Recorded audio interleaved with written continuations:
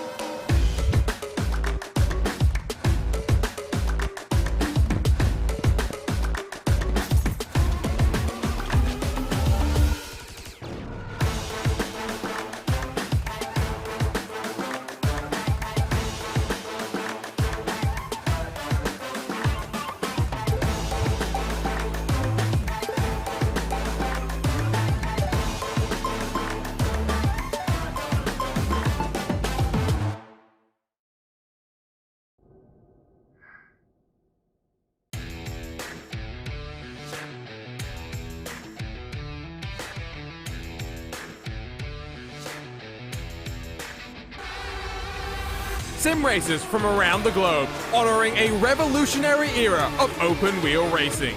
With a beast not easily tamed, roaring around legendary circuits at breakneck speed. When engineers and drivers push boundaries, sometimes too far. When heroes muscled roaring beasts wheel to wheel around the hallowed ground. A time when the only driver aids were his 2 feet, the perfect combination of man, machine, and speed. Experience the competition and the glory of early 80s IndyCar action. The Lionheart Retro Series presented by Next Level Racing starts now.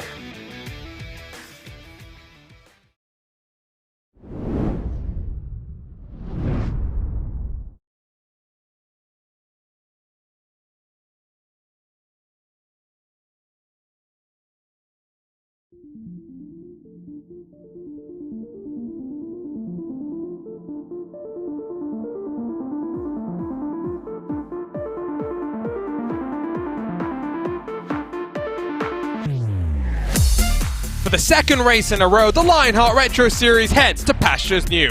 After a crazy race at Brands Hatch, the Lotus 79s head back over the Atlantic to land in the heart of America. A 1.3-mile concrete surface awaits where tires will be shredded and pit stop strategy will be vital. Welcome to the Music City and welcome to the Xtreme Scoring Nashville 150 presented by MOZA Racing. Hello and welcome back to racespottv and coverage of the 2022 Lionheart Retro Series. The Lionheart Racing Series is powered by HyperX, makers of premier gaming gear like the legendary ultra-comfortable cloud line of gaming headsets. Whatever you play, however you play, HyperX knows we're all gamers. My name is Arjuna Kankipati, delighted to be joined by DJ Clark, who I've now managed to meet in the real world when we headed to Indianapolis just this past weekend. We're looking forward to our trip to Indianapolis in the Retro Series in a couple of weeks' time, where we saw a 4-wide crazy finish 12 months ago. But today, it's full focus on the Nashville SuperSpeedway. And with that said, let's dive straight into our next level racing pre-race show, because DJ, the IndyCar Series came to Nashville a couple of weeks ago. It's fair to say it wasn't the best race. It's a difficult track to pass at, but with these tires, these bias ply tires that we've been talking about all season, they're designed to go a full race distance. We're not expecting that here today. No, we certainly aren't, Arjuna, and looking at the fuel strategy coming into the race, probably at minimum a 2-stop race, breaking this up into 3 stints, and I really anticipate drivers at most double stinting the tires, and when you get to the end of the run on that double stint, the things are going to get very, very loose, very slippery, and drivers are going to have a whole handful on their hands. We're almost halfway done with this season. It's been crazy. It started off pretty frantic with 3 races in the month of March. It slowed down since then. It's been a couple of weeks since we were last underway. It'll be a couple more weeks to the end of June before the second of our Triple Crown races, and really the second half of the season is going to give an opportunity for drivers to calm down, although you will note the 2 doubleheader weekends that will come up very soon at the end of the season, the doubleheader at Motegi, and then from the Circuit Gilles Villeneuve down south to the Worldwide Technology Raceway. It's going to be fun. It's going to be enthralling. Let's talk to you then about these next level racing driver standings, because the big storyline is your points leader is missing from today's action. But in an 18-round championship,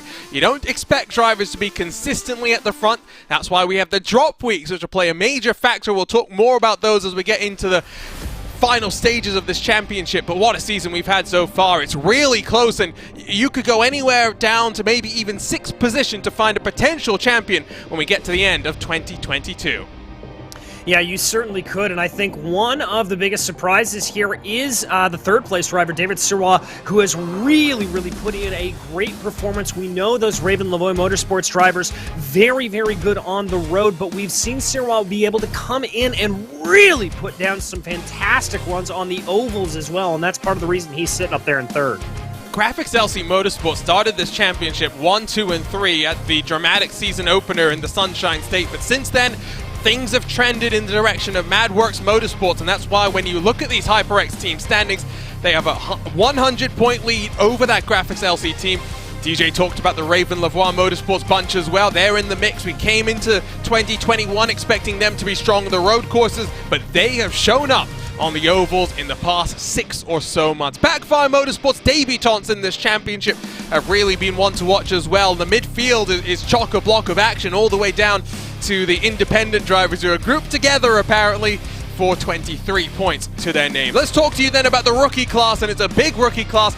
This is one of the entry points to the Lionheart Racing Series, with all the drivers trying to achieve a roster spot in the Lionheart IndyCar Series, but it's David Rodriguez that leads here. Jim Herrick, our winner at Pocono in the first of our Triple Crown second, and then you find those 3 Backfire Motorsports machines. It's going to be difficult for them though, because both Cristobal Valenzuela and Rodrigo Munoz have end-of-line penalties today, DJ, and this is not a track where you want to be starting at the back. No, you really don't. It is a track where it's a little bit difficult to pass. It tends to be pretty low-line dominant around here. You're able to carry some decent speed up around the high side, but not nearly enough to be able to get a pass done. So I think track position is going to be very, very key. And for Valenzuela and Munoz, they're going to find themselves in a world of hurt having to start from the back of the field. Let's talk to you about your Gomez Sim Industries Series details for the 6th season of the Lionheart Retro Series. It's year 9 of the Lionheart Racing Series. We've branched out since year 1. We've gone from just an IndyCar series to a Retro Series, and most recently the addition of the Speedway Series as well. We're campaigning in these Lotus 79s, Formula 1 beasts, which have really shown that they're at home on the ovals as well. They're all driving a custom fix setup. The only in-car adjustments, your 2 hands, your 2 feet. Drivers are fighting for their share of $7,000 in cash and prize. For the champion of the series, they'll win a Next Level Racing GT Track cockpit courtesy of our title sponsors in the form of Next Level Racing. They'll also win a MOZA Racing direct drive wheelbase and Formula steering wheel. We're coming up on that second Triple Crown. We know we're going to have a new series champion because Aaron Morgan is on a part-time schedule. We've only seen him a couple of times this season. And with the Avatar Order Racing team breaking up, with 2 drivers going to Madworks Motorsports and Aaron Morgan stepping back in this competition, we're looking like we're going to have a new team champion as well. A look up above from this Nashville SuperSpeedway as we listen to the roar of the engines. We were talking before we went live, DJ. We're expecting this to be a paint the white line sort of race. However, with the tires wearing, it's going to be difficult to stay down low. Track conditions will play their factor as well. You can see these drivers in practice sticking very close to one another. Yeah, it's sticking very close. It's a relatively easy lap to be able to take out around here completely flat out, and so that is going to present a little bit of pack racing as we see that big pack coming across the start-finish line right there, trying to see what they can go with and be able to get themselves around here, fanning out a little bit. You see one of those Raven Laval Motorsports drivers working their way around, trying to feel where that grip is, but the low line, as you said, Arjuna, that's going to be key. Whoever can keep down on it and not, crucially, run into that little bit of asphalt that is the apron, those are going to be the drivers that are going to be most successful. Let's talk about these track conditions because it's relatively warm, not much wind to speak of. That's been something we've talked about a lot through the course of these oval races in this Lionheart Retro Series, but 83 degrees Fahrenheit in the air, 118 Fahrenheit on the track itself, which equates to just under 50 degrees Celsius. It is boiling here in the Music City. It is, and with this concrete surface, that is especially going to play havoc on these bias ply tires. We talked about the fact that we do anticipate that you are probably going to have to make a pit stop over the course of the race to get a new set of tires on here. It's really going to throw up a big, big wrench in the works for all of these drivers, I think. We'll see some of these action moves through the race as well. This is a relatively small pack when you consider how they're going. We're looking at Will Gibson trying to find a way past. In front of him, Ricky Harden, who's currently top of the practice times with a 25.961, almost a full 10th clear of the next driver in queue. But we know what qualifying is going to be like here, DJ. We're not expecting it to be that big of a gulf when we get down to go fast time. No, it's going to be very, very close to be able to get across the board, and watch for some drivers maybe cheating a little bit across that apron there. That is allowed in qualifying, coming across the start-finish line to try to gain a little bit of time there. I think you are going to see some very, very infinitesimal gaps as they go into queue. 31 cars lined up for this inaugural race at the Nashville SuperSpeedway for this Lionheart Retro Series. Remember as well, we mentioned that history with the Lionheart IndyCar Series coming here a couple of weeks ago. Will we be in for a similar sort of a race? The thing to remember as well when we get down to the pit stop cycles is drivers are required to come down to pit lane using the access road on the entry into turn number 3. Pit stops during cautions will be slightly different, but we're expecting and hoping that these drivers will put on a show for us once more. The time ticks down. We are ready to go qualifying here at the Nashville SuperSpeedway. Put 5 minutes on the clock, 2 laps for each of our drivers, and they get the track to themselves. Finding the right line and executing with these track conditions, with these warm track temperatures, are going to be vital. I'm very curious, DJ, is lap 1 or lap 2 the fastest lap?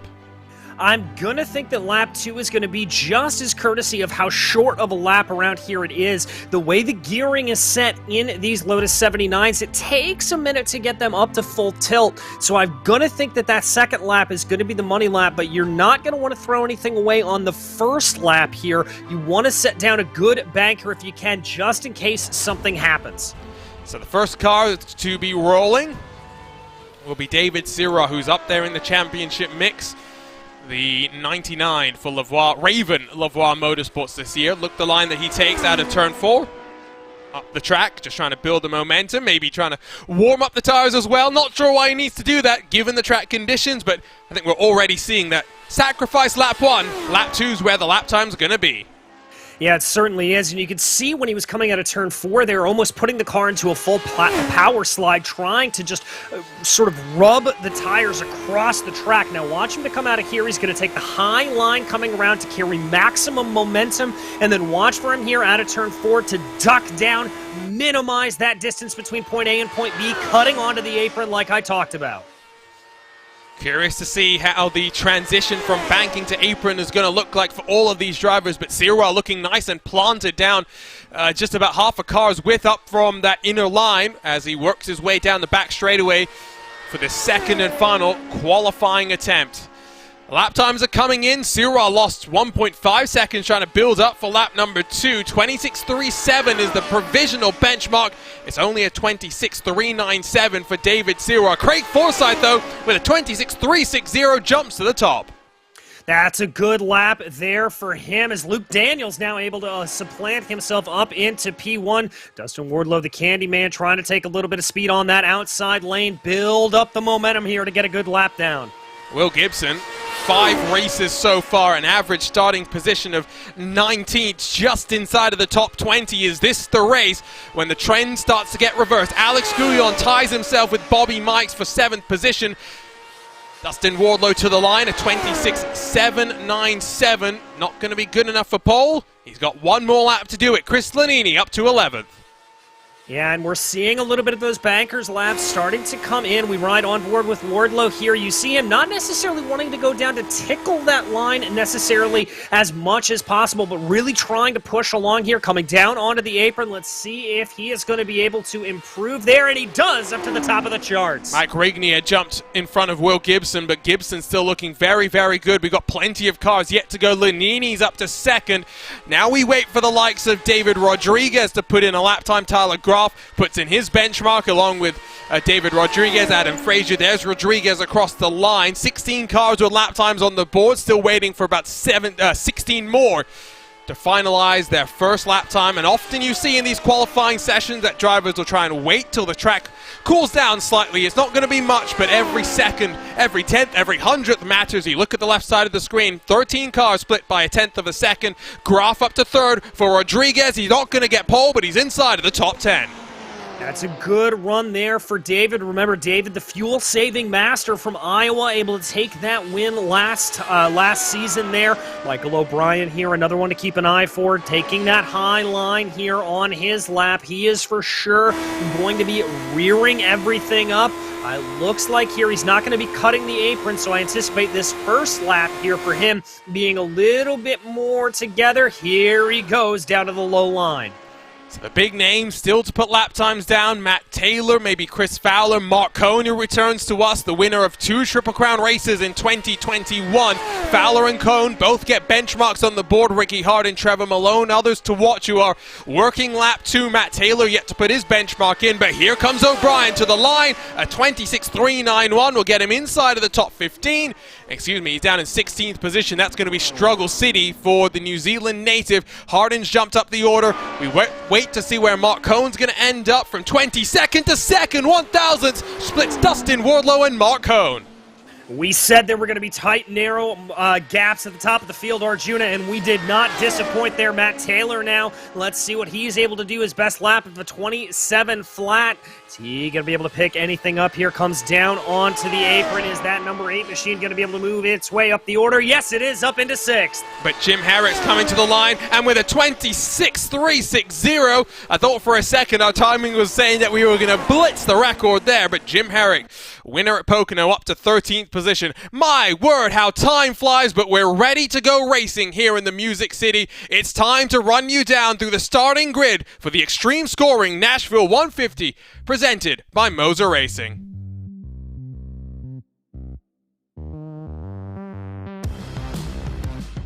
Here's a look at the buttkicker starting grid. It's pole position number 4 and 86 starts for the Candyman Dustin Wardlow, who looks to add to the 6 wins he's got to his name. Mark Cohn alongside him on the front row. What a qualifying performance from that 39 machine. 1,000 splits the two of them, while Chris Lanini and Tyler Groff will share row number 2.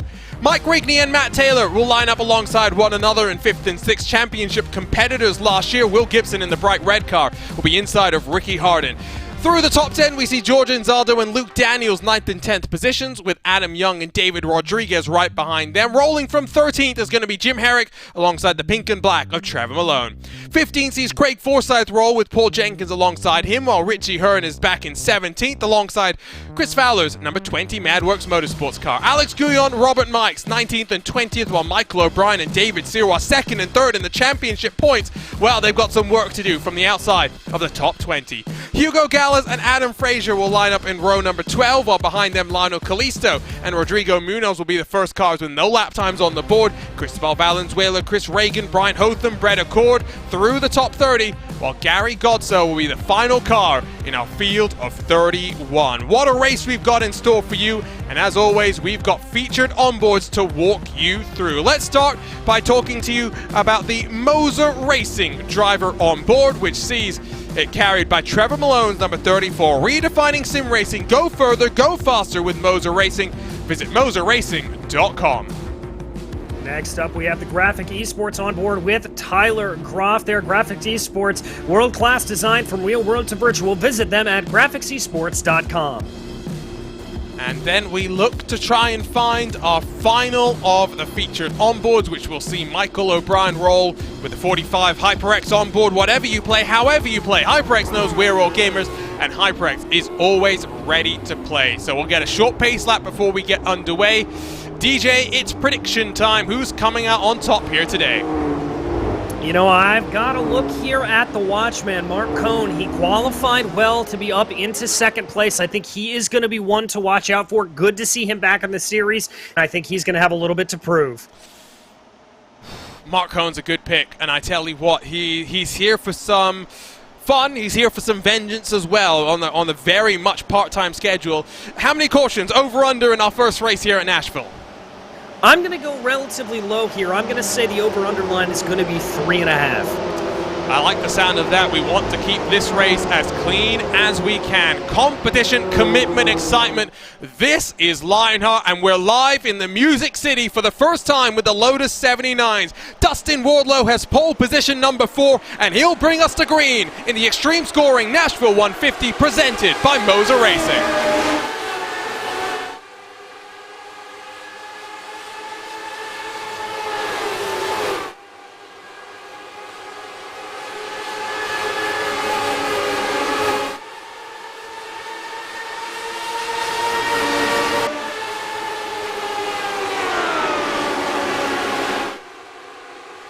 A nice tidy start at the front of the field, but here comes the ducking and diving. Mark Cohn looks down low as he tries to get to the lead of this race at the Nashville SuperSpeedway. What can Dustin Wardlow do on the outside? Cohn hits the front. And that is exactly what I think you're going to see a lot of here today, that sort of crossover move, Arjuna. That is going to be the best way to get by. That is going to put Wardlow up onto the high side. Watch Tyler Groff there behind, trying to see where he can be. He's going to be in a good position, maybe save a little bit of fuel, save a little bit of tires, not be too aggressive here too early. It's a 150-lap race where the fuel window is about 47, 48 laps. So if we go green, which is a big if, and I'm knocking on the wood next to me, fuel saving might prove to be vital. Tyler Groff's in a great position. Dustin Wardlow looking the long way around on the 39. Yeah, and there he's able to carry some good momentum up around the high side, clearly able to get it done. He is going to be able to pull that along. It looks like he's going to pull Tyler Groff along with him, so that high line, at least early on, proving very effective. Matt Taylor stuck down low as Chris Lanini will try and scramble around his outside as they work through turn 1 and 2 for the 4th time this race, 113 laps. If we go green, it is very much going to fly on by. Trevor Malone looking down low on David Rodriguez, and it looks like Cristobal Valenzuela's had some issues. He's back down on pit lane. Oh, and you hate to see that there. Cristobal obviously having that EOL penalty. A big gaggle of cars there in the back. Everybody weaving this way and that. A lot of speed coming out here early on. Now How aggressive do these drivers want to be at this early juncture of the race? You can see it's very much pack racing for the time being. They're side by side for the lead, and it's Tyler Graf looking down low as he tries to force his way to the front. The Candyman can do nothing. Tyler Graf's leading this race. Yes, he is. That low line starting to come back into prominence here a little bit, but it looks like Wardlow's not going to give it up on him. Looks like he's going to have to slot back into line. Is he going to look for a little bit of that crossover? No, he's going to just keep it up on the high side. Graf tried to block him there a little bit, close the door on that momentum, but too much carried for the Candyman.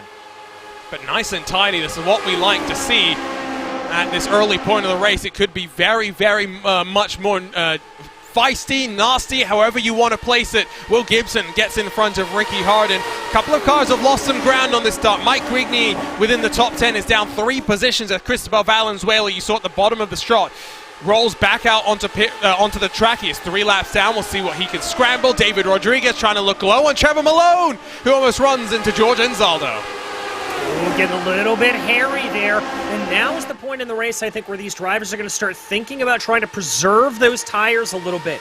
Watch for drivers not to necessarily be going down all the way, kissing that apron there, unless they are in wheel-to-wheel battle. I think you're going to want to run about a half a lane up on the track to try to keep the tires in good window, but this is getting very hairy. 3 wide on the run down into turn 3. That's a very sketchy situation. 240 sim racing cars on the outside as Chris Fowler ducks down low, gets nice and tidy through the exit. He'll work his way up into 13th position, hopefully not unlucky number 13. It's very, very feisty, not just in the mid-pack at the front as well, but Tyler Graf has started to build a bit of separation. 2/10 between Graf and Wardlow. And that's exactly what Tyler wants to try to do here. About a second is where you're going to feel that full width of the draft. I think here for Wardlow, he should be able to catch in if he wants to, but the fact that he is just kind of holding that advantage here at about 1/10 of a second right now tells me that Wardlow thinking a little bit about saving fuel. I know you've never raced here at Nashville, but as a former competitor of this series last year, how scary is this sort of racing? Oh, it is absolutely terrifying. Anytime you are at a 1.5 mile or in this case, a 1.3 mile circuit, it is absolutely white-knuckle driving the entire way. You are constantly looking to the side, looking in your relatives, looking all the way around, just kind of hanging on as much as you can. You want to build a rhythm up around here, Arjuna, but it's so hard when you've got this many cars flying around you.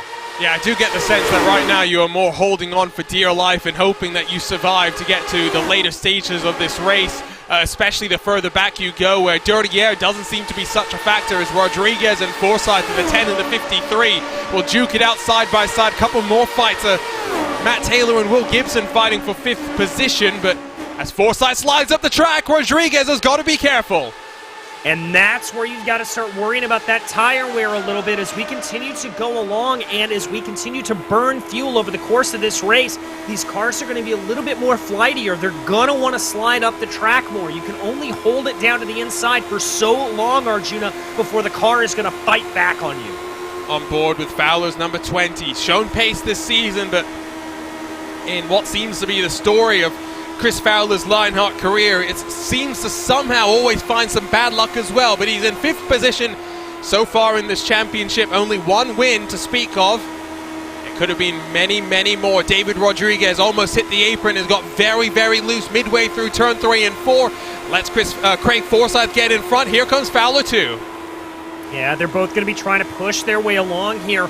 And you mentioned brushing up against that apron. That's going to cause the car to get very, very loose, very, very sideways. And this setup that they're running here today, Arjuna. Caution. Oh, as we've got a yellow. And I think it involves a car that was trying to mind their P's and Q's. That's Brian Hotham in the 91 on the exit of turn 1. But we slow things down for the first time. 1 caution so far here at Nashville. Yes, indeed, and it looks like that car very, very crabby there, so probably a lot of problems here. Let's check out this replay to see exactly what happened. Car contact. One of the Backfire Motorsports machines, my suspicion is that it would have been Rodrigo Munoz. Maybe Hugo Gallas, not 100% sure, but we'll look from up above and see if we can pick them out. Look rearwards from Hugo Gallas and see it would be Rodrigo Munoz then that comes to blows, and it's just sliding up the track. Not much you can do once you're in that situation for the car on the outside. No, there's really not a lot at all you can do. You can try to move your way to the outside there, but as I was sort of starting to say, this setup is just a hair on the loose side, and so if you try to move too abruptly in these cars, it's really going to shake you off. As there you can see it coming on in, just a little bit of movement, 1, 2, and that's all she wrote.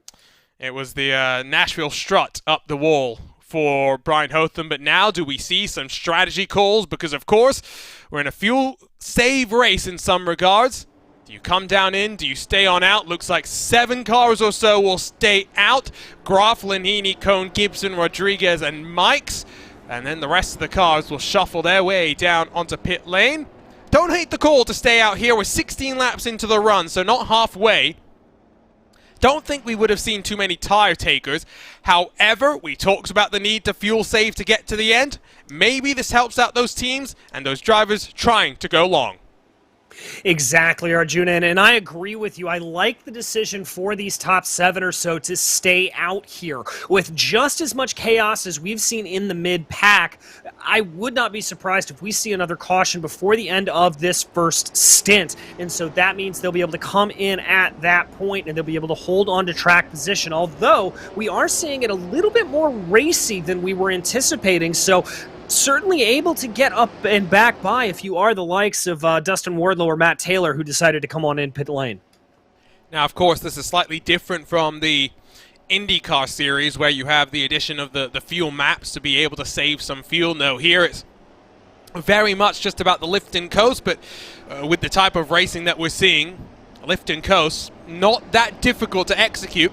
The difficulty really does become in terms of positioning your car in the right way so that you don't get swarmed by those behind you.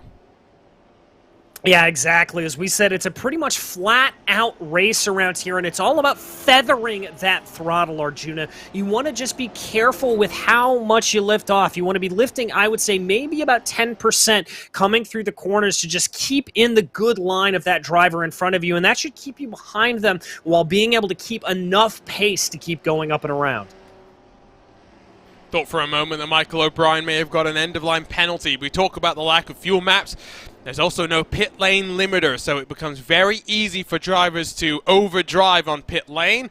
Gary Godso coming back down to pit road, it would appear, along with Adam Young, Luke Daniels, and Lionel Callisto to try and top off on the fuel. Another call that I don't really mind. It's all about picking your strategy and committing to the one that you find yourselves with. So 6 cars will have yet to come down pit road. Tyler Groff, Chris Lanini, Mark Cohn, Will Gibson, and David Rodriguez, Bobby Mikes, the final of the 6 cars.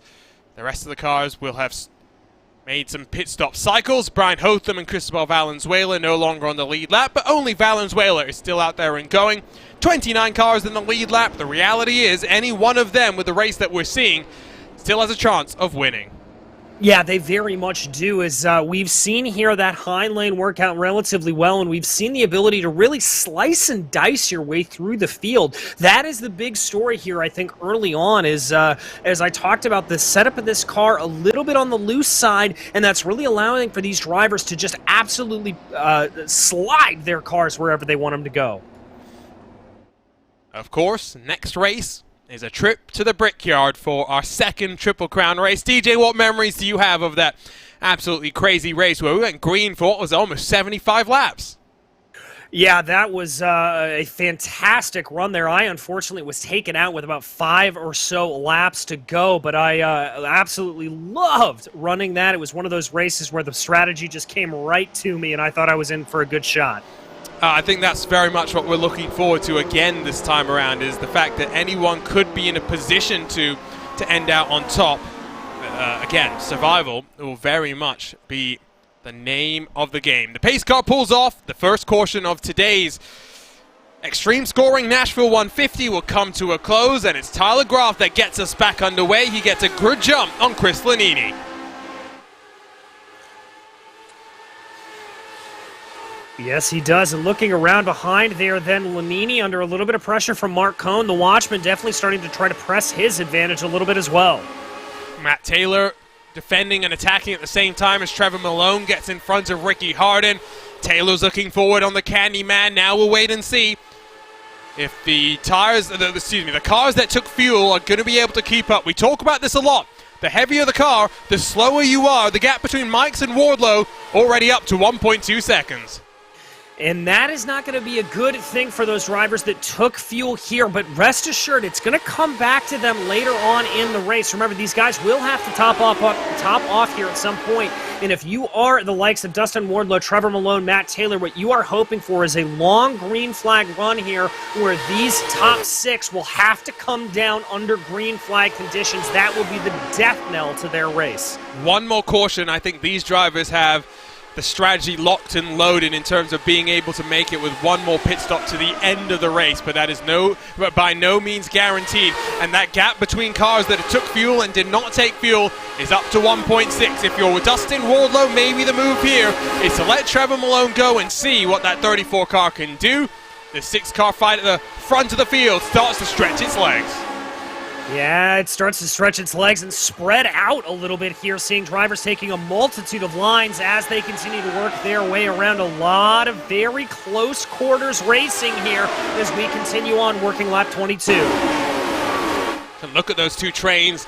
Bit of a party, a hornet's nest at the front. Not so exciting further back, but it's all about now that the differential and closing the advantage that they're building. I think there may be some lap traffic as well in the form of Cristobal Valenzuela, who doesn't look to be up to speed relative to those in front of him. Lanini gets in front of Gibson. Cone slides backwards in line. If you are any of those cars maybe further back in that pack, I've got to think maybe David Rodriguez is thinking about fuel saving. Oh, you know he is. We talked about that miracle run at Iowa just a few minutes ago, and Rodriguez really and truly the master fuel whisperer around here. He is going to be able to ink every last gallon out of that fuel tank. I still think they're trying to investigate exactly how he made it work. Around the outside will go Chris Lanini on the red and white Mark Cone car. Tyler Graf continues to lead, and I do think with this strategy, I talk about wanting to fuel save. By the same token, I don't think you want to be leading and punching the hole in the air. I don't think you do either. You don't really want to be that lead car because that is the full force of dirty air in front of you, and you're not able to do any of that sort of 10% lifting that I talked about. Tyler here, I think, going for broke a little bit, hoping that we're going to get that other caution before the end of this stint, and he's going to start to run up against it here. He is just absolutely pushing here at this point. Gap between 6th and 7th has actually stabilized. Last couple of laps, it's come down. 3/10 quicker was Trevor Malone, who is now at the front of the peloton, than David Rodriguez, who is at the tail end of this now single file queue. They do, of course, have Cristobal Valenzuela in between, who is enabling Trevor Malone to get a bit of a tow to close even further. But if we go green from here, we're looking at a 38-minute race. We talked about how quick this race was going to be. There's your indication, about 90 laps in the blink of an eye. Yeah, very, very quick. 1.3 miles and flat out, as we said, for the most part. A little bit of jockeying there, a little bit of blocking between Gibson and Groff as they get down there. Tyler giving up the lead of the race. I think he was listening to us, Arjuna. He wants to back off a little bit, maybe save some fuel. Hey, sometimes commentators know what we're talking about. Jim Herrick and Alex Guyon are alongside with Michael O'Brien behind them as Rodriguez will get in front of Mike's in the lead group. Groff jumps back to the front as well. All the fighting means Malone's closing the gaps, very much coming down, but these drivers do need to be a little bit careful. Already half a second back from Richie Hearn in 16th. Yeah, they do not want to lose touch with that. Now, the good thing that they're going to have working for them is on this shorter track, you're not going to lose all that much time, but if you get that gap over a second, that's where you get into that danger zone. That's where you get into losing that draft altogether. Looked like it was a car getting very, very squirrely, almost losing control. Would have been behind this pack, so I'd postulate maybe it was Adam Frazier, Brett Accord, but they kept it on the straight and narrow. We stay green for the time being. Malone's closed within 0.6 of a second. The train is coming. Get your panic stations out if you're these leading cars. Although having said that, it's only Trevor Malone that's closed. Dustin Wardlow's been left, and Malone's dust. It almost looks like Dustin is running an alternate strategy here, that he may be trying to do some super fuel saving or maybe some tire saving as it goes along. Trevor just absolutely looking like he has been able to clear all of these guys with ease. So, as we get 30 laps officially complete in our inaugural race here at Nashville, the strategies are very much at the forefront of the drivers' minds. Will Gibson shuffled back to third, maybe now fourth, as Lanini tries to come on through. It's Graf from Cone, from Lanini, Gibson, Mikes, Rodriguez. The car's yet to come down pit lane. Trevor Malone's joined the party. The gap back to Wardlow, now 1.5 seconds. Yeah, and that is going to be that big number that we talked about, Arjuna. That is outside of the effective draft range, so that is not going to help Dustin be able to save any bit of fuel. And he's got a little bit of worry coming up from behind him. That is Matt Taylor and Ricky Harden very, very close on his 6. Can also see there's some separation back to Craig Forsyth, George Anzaldo, and Mike Rigney, who are just outside of the top 10. So cars that came down to pit lane, maybe not as organized as they would have wanted to be, as Will Gibson still under fire from Chris Lanini. We'll see Mike's red-white machine down low, and maybe Gibson will start sliding backwards. We are seeing both the low and the high lines being viable options. It's just where you place your car, where those around you are trying to run. Yeah, exactly, Arjuna, and that is really the thing. You've just got to feel out this track. In a race like this that is a sort of, let's call it a intermediate pack race, as it were, you've got to just be responding to what you see around you. You can't be driving your preferred line 9 times out of 10, so you've got to feel comfortable putting that car in many, many places on the track. Let's talk about our MOZA Racing driver profile, because he seems to be the man to watch as Trevor Malone goes to the outside of David Rodriguez. He's clearly got a strategy in mind, and in his 40th start, he's looking for the elusive first Lionheart Retro Series victory. Has never been on the podium. Always, though, someone that we watch for in terms of speed. Yeah, he is a very, very quick driver, is Trevor Malone. Always one to keep an eye out for, and obviously the old days of that bright teal car are gone. He's got a little bit more of a restrained car here, so not nearly as easy to spot, but still with that pink, pretty easy to spot out on track. Are you saying pink is more restrained than teal? Well, the shade of teal that he had Fair. was so very easily seeable. And the fact that it was just a solid color. Very similar to what Will Gibson has in front of him, but I will pick up what you're putting down. Wardlow now 2.1 back from Rodriguez. It is definitely trouble stations for those behind. And look at the hornet's nest that's developed behind Dustin Wardlow. Not sure what the strategy call here is, but Paul Jenkins, Alex Guyon, Michael O'Brien, all really fighting tooth and nail for the time being. They've closed on the group that Dustin Wardlow continues to lead.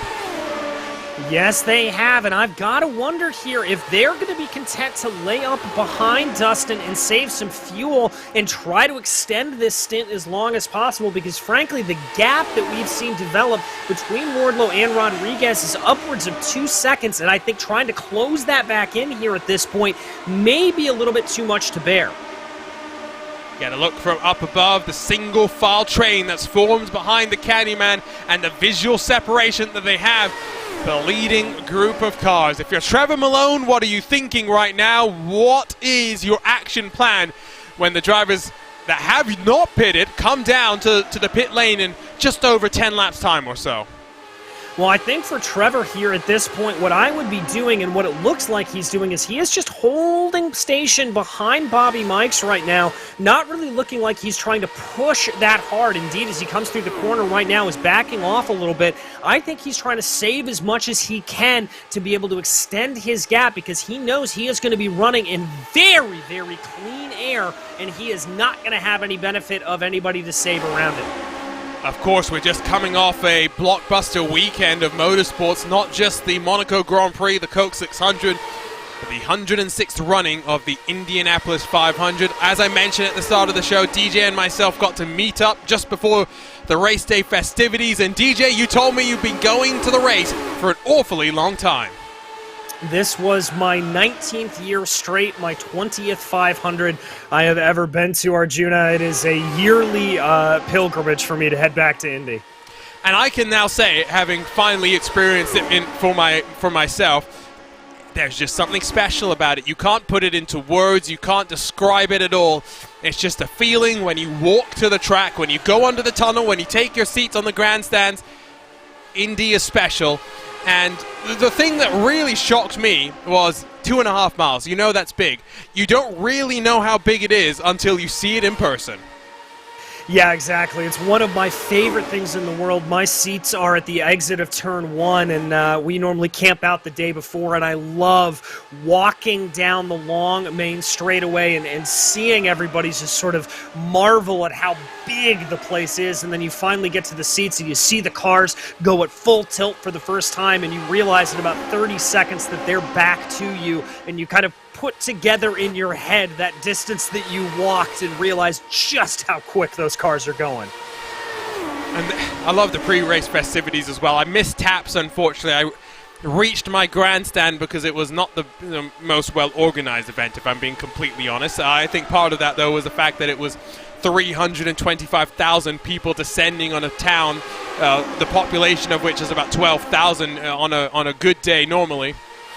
But get to the stands, national anthem, the flyover happens, and then you get back home again in Indiana, and everybody was belting it from the bottom of their lungs. It's something that we have here on RaceSpottv as well, and we'll play back home again in Indiana when we get to Indianapolis in a couple of weeks' time for our second Triple Crown event, the 2022 Lionheart Retro Series. As the yellow flies, what trouble have we seen to interrupt this run? I think Gary Godso's number 3 machine has come in strife. Yeah, it looks like that's what it is. That's Godso there, running a little bit slow on the backstretch. Let's wind up the replay here. A little bit of contact sends the number 3 around. Now that was with one of the divided by 0 machines. Looks like Brett Accord. We'll get a look on board with him. And you'll just see the indecision here as well, I think, from both drivers. So Godso slides up. You can see he's very, very loose, then slides up again. If I'm going to be completely honest, I think that's on Gary. Yeah, it looked like there he just didn't have complete control of the car. You can see the slide, yep, and from that angle you can really see it. He definitely does move up there, and I've got to put the blame on the spinning car. So, we know 6 cars are down to pit lane. Is anyone going to do anything different? That's the question that's now popped into my mind. Looks like only a couple are gambling. Dustin Wardlow, George Anzaldo, maybe Mike Rigney, Alex Guyon, David Sirwa. What would you do in this situation? I would come down pit lane here just because we're starting to see a little bit more of settling into the race. We're starting to see the cautions be fewer and farther in between, so I wouldn't want to risk an alternate strategy here at this point. Race off of pit road. We'll see Tyler Groff emerge in front of Mark Cohn, Chris Lanini, Will Gibson, and Trevor Malone. So not much of a shake around there.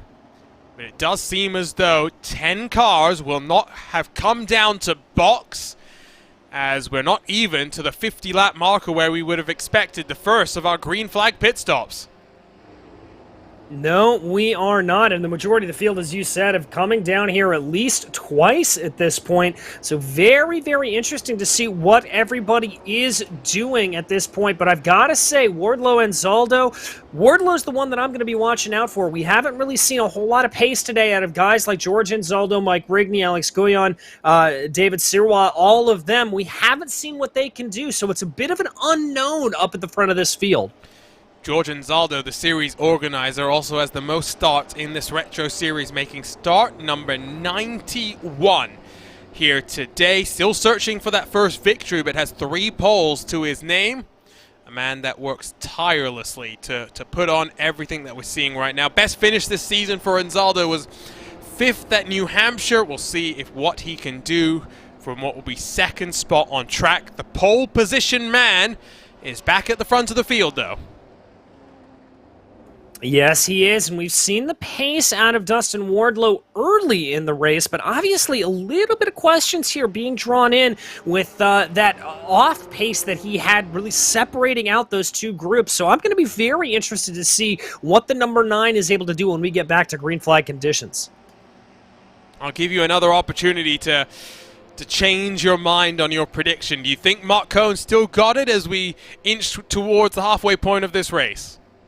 Well, Mark is running right now, second of those drivers that came down pit lane. I still think he is on for a good run here. I've got to think that some of these drivers up ahead could be getting into a little bit of trouble. Everybody that's been out has been out for about 32 to 30 laps, so they're only going to have about 20 or so laps to be able to run before they have to come down into pit lane again. I still think the drivers that came down are the ones in good position. Although having said that, they only will require one more pit stop, so with pit road being you go down a lap, they are in the danger zone if we go green for some time. Adam Young has also come down to pit lane, so he's going to find himself at the back of the pack. Leaves now just 8 cars yet to come down and box, but like you say, 33 laps into the run. Not sure what we've been seeing in terms of tires. 31 took to the green, I believe. We still have 30 out there on track. The only retiree, Brian Hotham's 91. Yeah, he's the only one there, although the lights are off now on the iRacing pace car, so we should get ready to go back to green flag racing. Dustin Wardlow bringing the field around with Anzaldo and Rigney behind them. So, again, it's a strategy gamble, but 8 cars are due to pit lane in about 20-odd laps. 1 stop required from here as we work towards the halfway marker of the Xtreme Scoring Nashville 150 presented by MOZA Racing. Back at the front, it's your pole position winner. The Candyman Dustin Wardlow will get us back underway in the Music City as the pace car pulls off. The field's in control of the number 9 machine. And the second caution of the night comes to a close. We're racing again at the Nashville SuperSpeedway. A good start from Dustin Wardlow. They're single filed for now into turn 1, but pack racing galore is about to get back underway. It certainly is, and a good gap there for Wardlow of about 0.3 of a second. Let's call it about 5 or 6 car lengths as they work their way down the backstretch. Already starting to see we've got a car into the wall hard. And that's not just into the wall. That was Chris Reagan, I believe, who was up and over that 19 red and white machine. Well, that is day done. Cautions breed cautions, and restarts can be tricky. Let's check out what's happened at the back of the pack, and whoa, that's a vicious old impact. Reagan actually avoids going up and over, but a hellacious hit, and Chris Reagan's night comes to a close in the brink of an eye. And I wonder, now was that with the 51 of Brett Accord?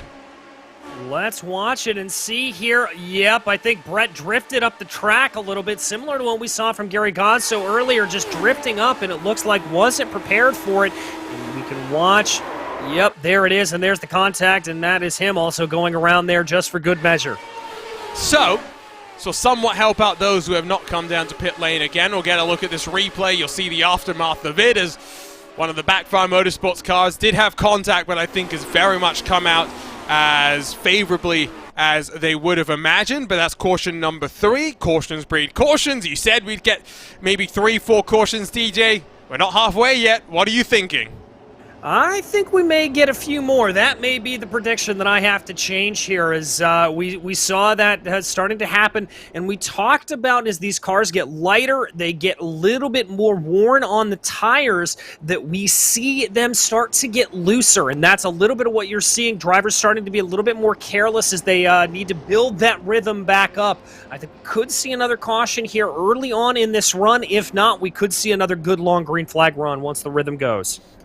So, it's about a 47, 48 lap run on fuel in a 113 lap race. That means that ideally you want to pit no earlier than lap 65. So, with the cars at the front having stopped 36 laps ago, they've got to extend this stint by another 12 laps, which would mean 48 laps on the run, which is basically a green flag run that doesn't take into account the 2 caution periods that we've had. Those cars are looking good. The question I'd have is, are they looking better than those behind who will have a shorter stop and will spend more time with less fuel at the end of this race? Well, that's the question that we are going to have to see sorted out here, Arjuna, and I don't think we're really going to get an answer for that until we probably cross over the century mark in this race to figure out exactly how that strategy is going to play. And David Rodriguez is going to come down pit lane now. Does he think he can make it from here? That is a mighty, mighty tall order, and he is going to be praying for plenty of caution to come out if he does think he can make it.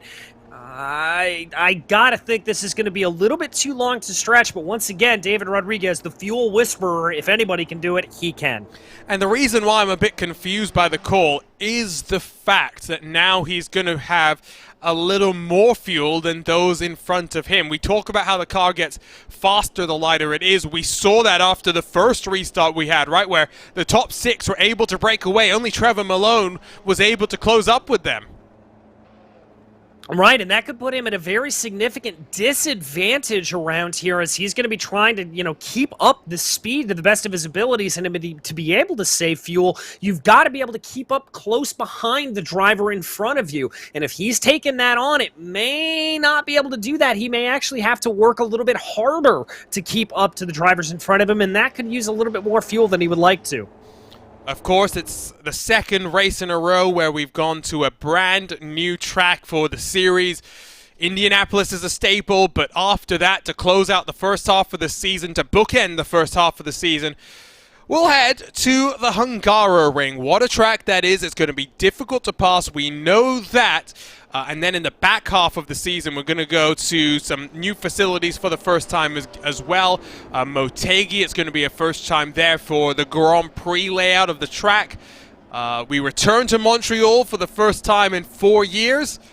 We really are mixing things up, DJ. I've really been enjoying the season, and the fact that we change things up as well makes it a little bit more difficult for those experienced drivers, those that have been around, to see it all.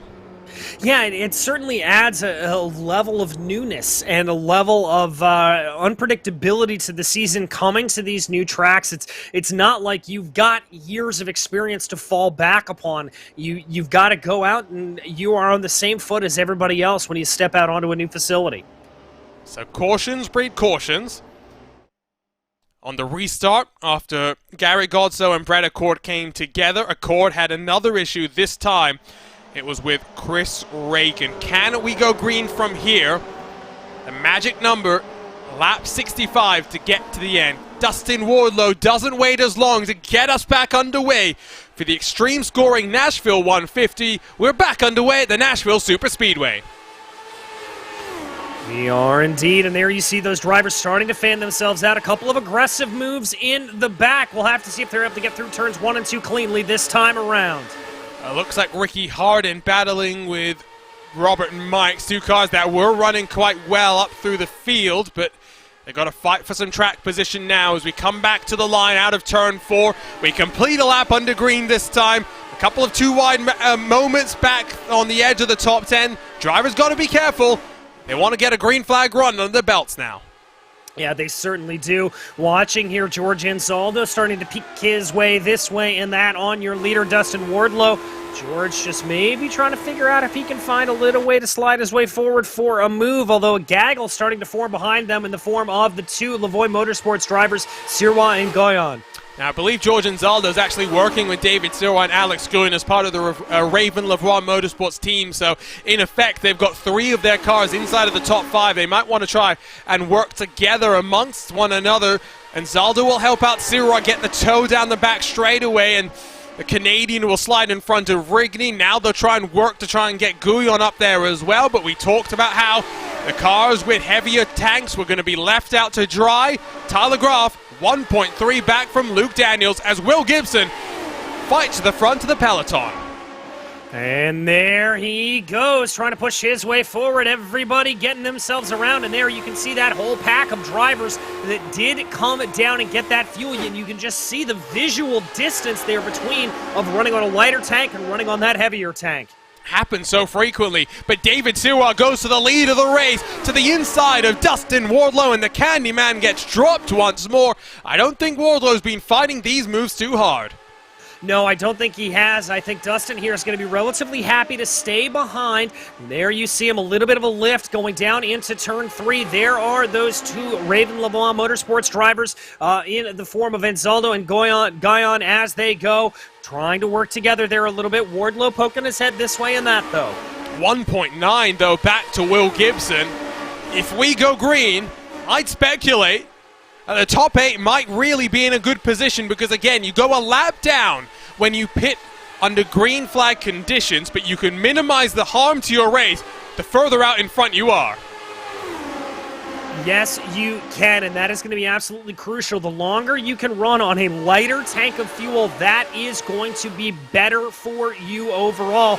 Little bit of a pass going on there in the back, though.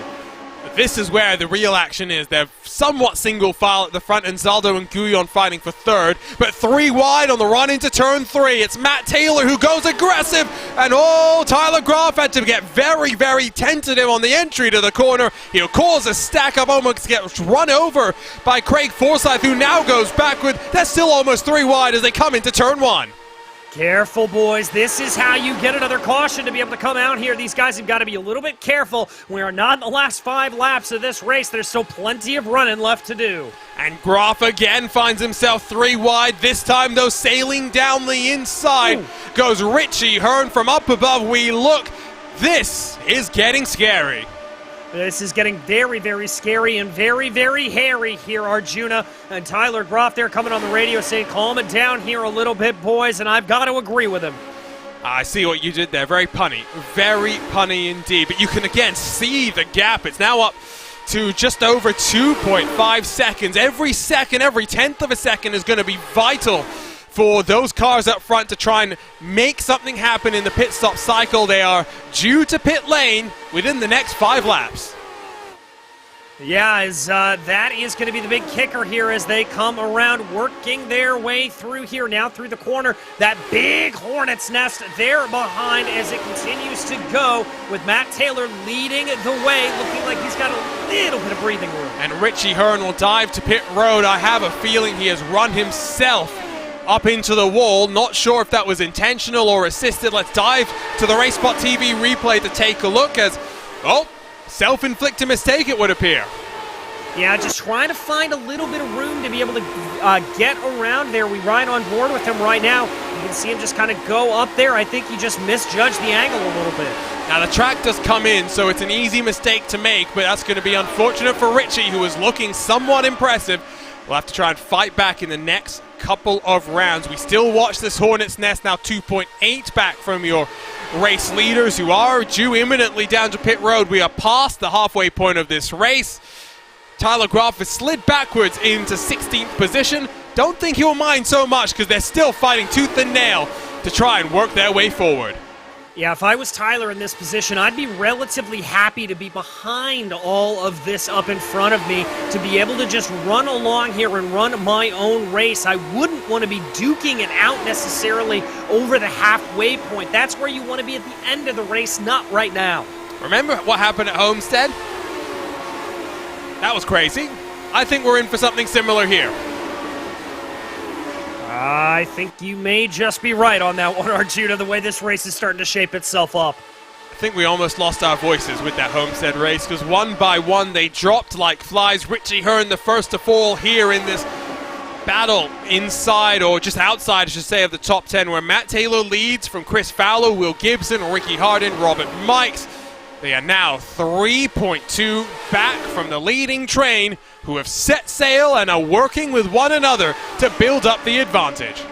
And that gap just continues to grow here. Those lighter fuel tanks really playing out, but it is only a matter of time before they have to come down pit lane. They are all working on about lap 53 of the stint, and we anticipated about 49 to 50 laps to be able to go without any yellows. So I've got to think it is just a matter of minutes here before they have to come down. And if a caution comes out now, these cars, they will be frustrated on one hand that the gap that they built up has disappeared, but they know they won't be in the danger zone, because once they're down on pit lane, if a caution flies, then they are in trouble. It is as simple as that, and Dustin Wardlow shows the line that you've got to take on pit road entry. Nice and careful through the access road. The Candyman is the first to box. Well, and that's the other thing here, pitting under green. You've got to come down on that access road, and you're going to lose even more time in doing it. That's why it is so much more preferred to be able to come down on a yellow flag condition. But leading the way right now, it is the 2 Raven Lavoie Motorsports drivers.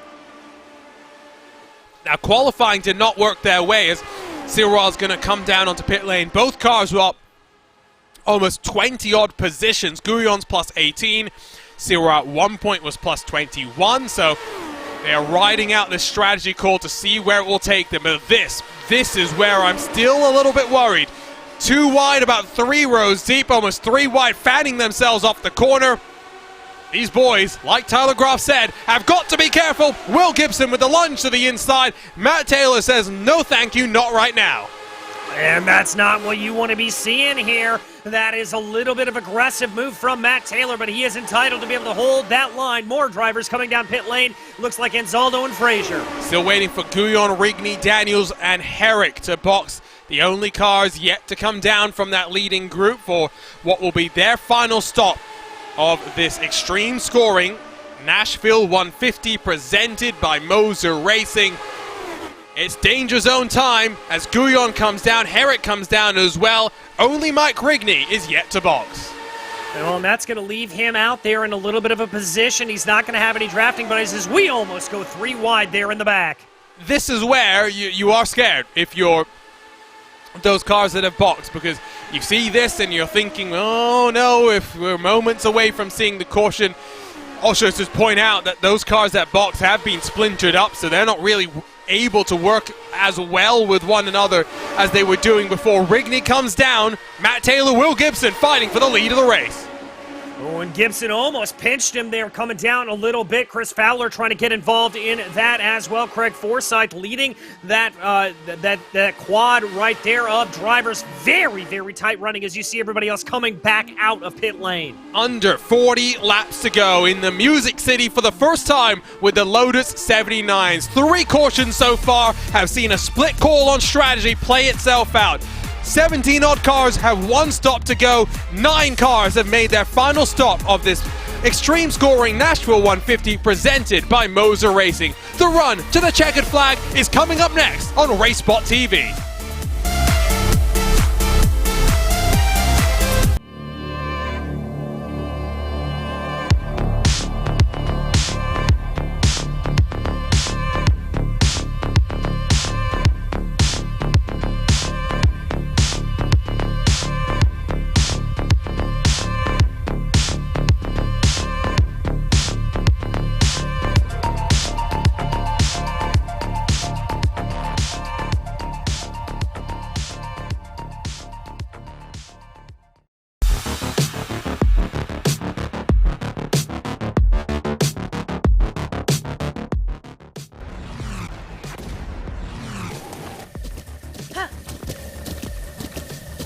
With the Buttkicker Gamer 2, what you see and what you hear is what you feel.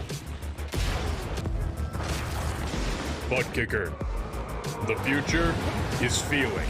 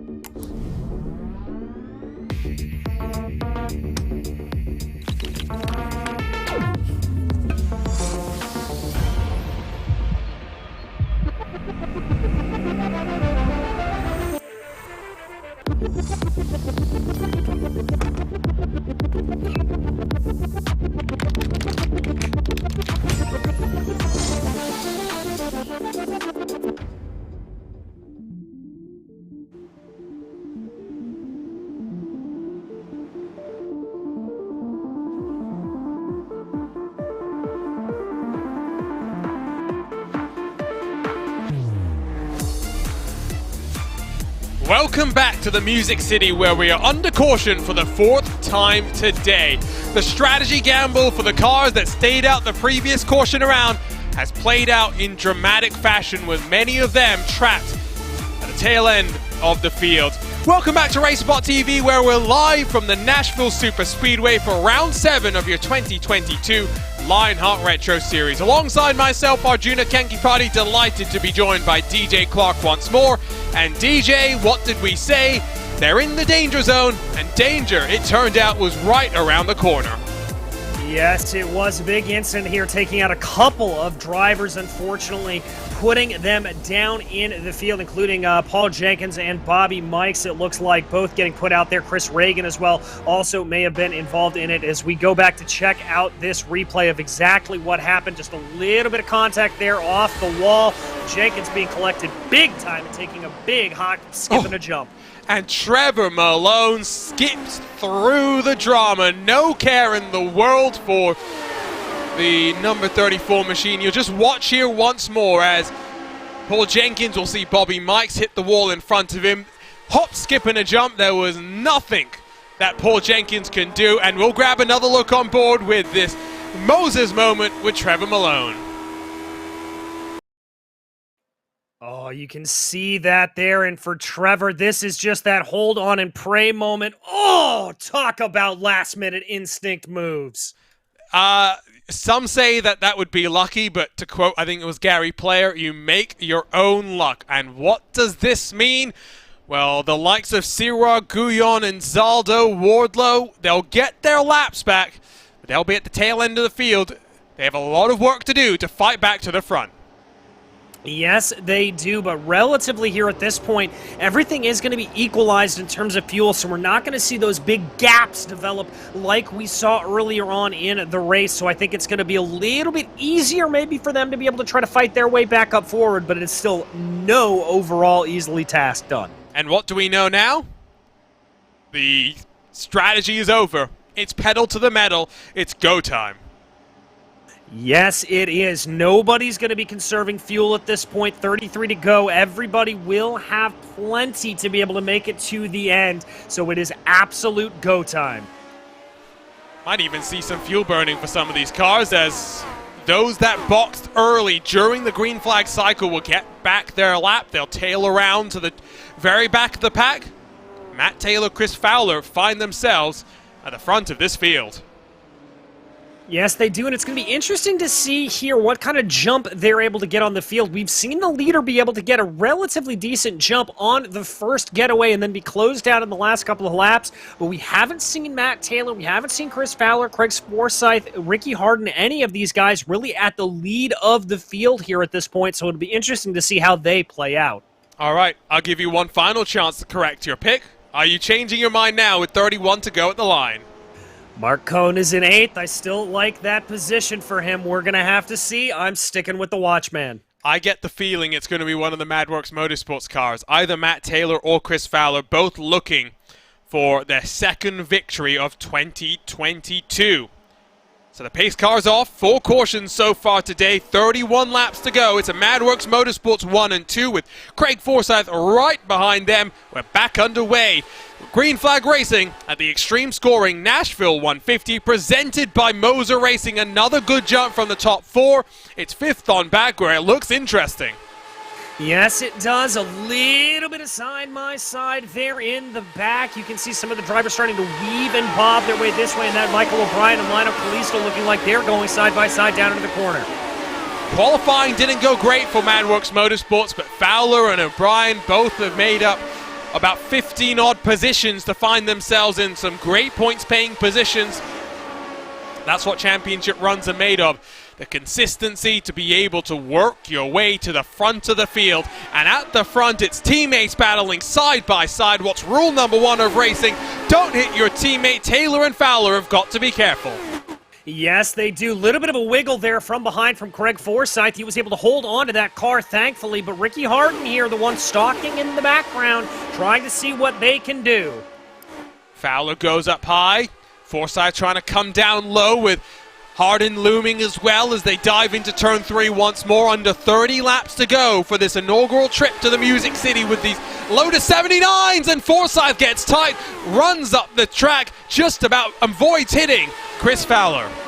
Yeah, that was very, very close there for Craig Forsyth, and I'm very impressed also with Ricky Harden that he didn't run into the back of Forsyth with that checkup. But look who's coming up behind here, Tyler Groff. We haven't talked a lot about him running towards the front of the field. He was up here early. Well, he's right back to where he wants to be. Remember, he was a little bit spooked earlier on with the raciness of that chasing pack, and he's found himself in a great spot as O'Brien, Kalisto side by side just behind. Groff goes up high, trying to find a lane to work his way forward, but goes way too high if you ask me. I think the middle groove, if you're not down low, is where you want to be, but it puts you in danger of getting run up the track by those down low.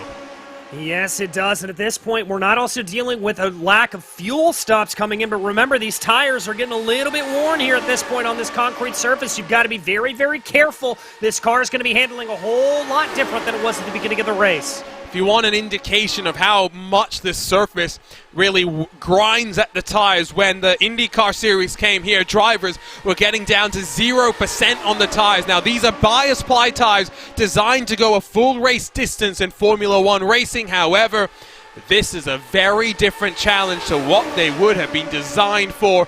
Tyler Groff will lose out to Michael O'Brien. Madworks Motorsports have 3 cars in the top 5.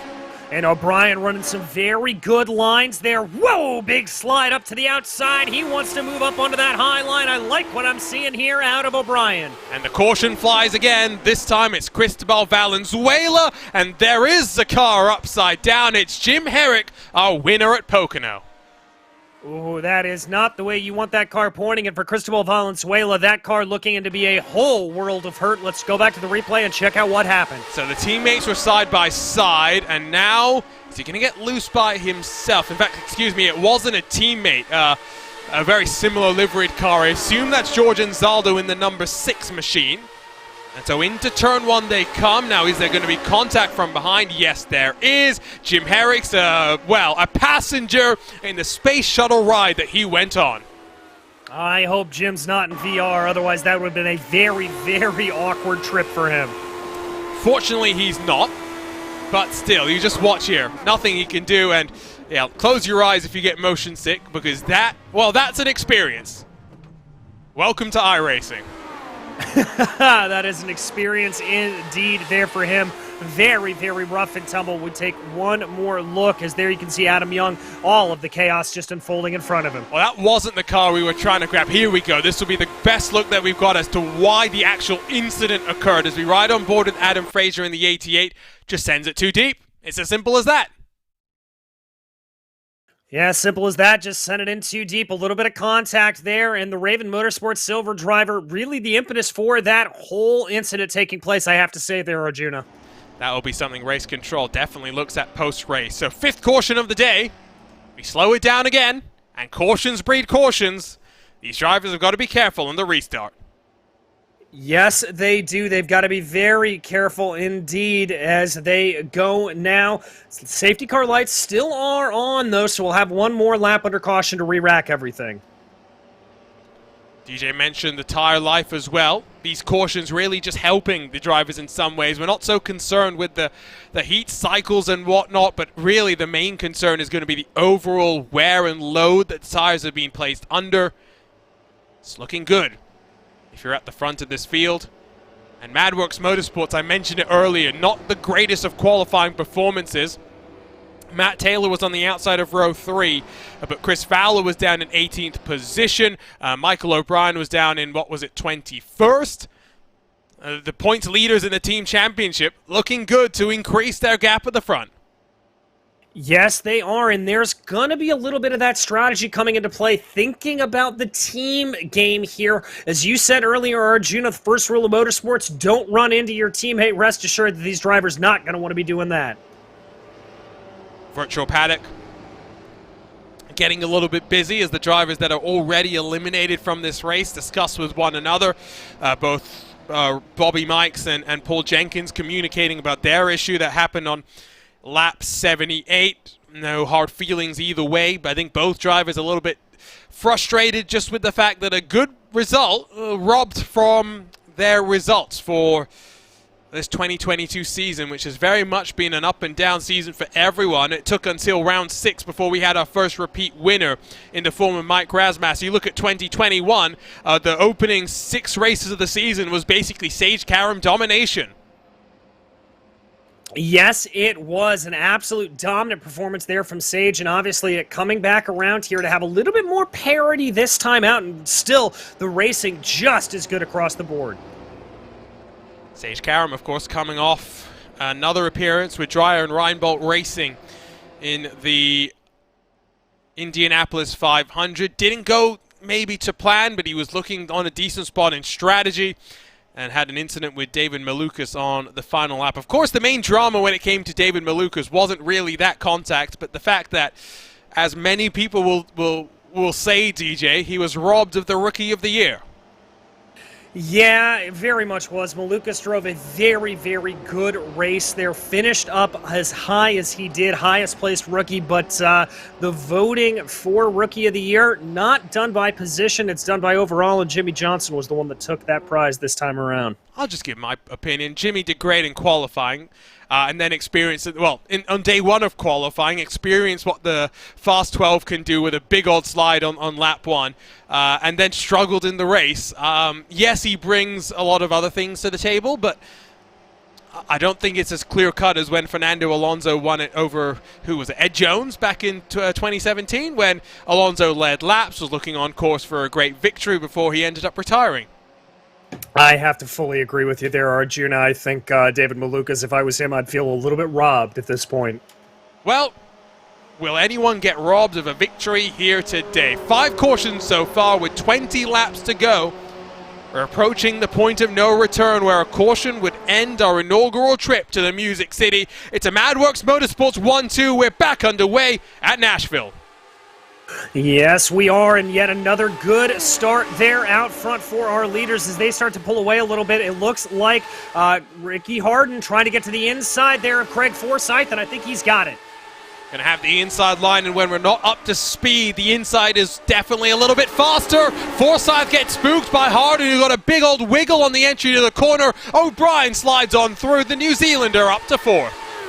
And remember, we said here that car was looking pretty good earlier on. Michael O'Brien here definitely on a good run. Is he going to be able to get his name up into the conversation for the win of this race? He's looking to the outside, of Ricky Harden.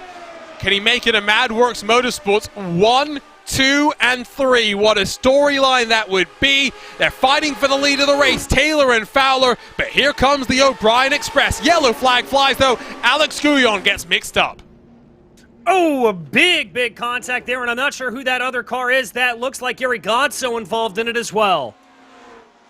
So it's looking like we might have been on for a slightly longer run, but we slow it down once more. There is an engine that is blown on pit lane. I would assume that is Alex Gouillon's machine. Let's see what happened here as we grab the RaceSpottv replay. Gary Godso coming into contact with Gouillon, and then coming into the shot, that's Brett Accord. Not sure exactly if he had enough time to slow down there, but get another look at it. You can see they were close off turn number 2, and now ride with Dustin Wardlow as they work into the corner. Coming down here, let's keep an eye on this. Does it look like I've got to put the blame there on that Raven Lavoie Motorsports machine? It looked like he cut down into Godso. One more look if we can even slow it down. I think that will be important. We've gone back just a little bit too far, so let's see if we can cycle this one again. And we'll pick up then from up above what's going to happen between the two of them, because I kind of get the sense it's 6 of one, half a dozen of the other. Godso doesn't really turn in like you might expect. Yeah, I've got to give you that there, Arjuna. You would expect him to arc that corner just a little bit more going down into there, and there you can see that final contact there. Not really sure what happened on that. It looked like there was enough time to react. Yeah, let's see if we can pick this up. So, see where that initial contact starts. We don't really see all of it. And then you just see Brett Accord coming to a very, very tentative stop. One more look, and he's trying to lock it down, but I think just struggling to pick a lane. I don't think that's what you call an arc of brakes. I think that's just one of the dangers of going racing on an oval. Yeah, I have to agree with you there, especially at the speeds that we are seeing here in this Lionheart Retro Series. You are really coming in at a massive, massive clip. So many cars have been involved in multiple incidents today. Gary Godso, lap 47 and lap 96, Brett Accord for the third time, 47, 51, and now 96 as well. But we thought this was going to be a difficult race, and it's definitely proving to be like that. Thoughts, though, on Nashville? It's one of our newer ovals here on iRacing. I think it's fair to say the IndyCar race was nothing special, and one that I think some drivers would be glad to see as a one and done. The 79s have been a bit more feisty. I've been enjoying this one a little bit more. I have as well, Arjuna. It's been spicy. It's been a good strategy race to see played out here. I think the 150-mile race distance, absolutely perfect for these cars. And I, for one, would be happy to see this return back on the schedule. I think it's provided a fun and exciting race here for us. We talked about this being one of the newer tracks on the schedule. 3 new tracks this season, with at least another lap under caution before we get back underway. DJ, where else do we want to go? Of course, week 13 starts, or week 13 is up next week, which means it's a new iRacing build on the horizon.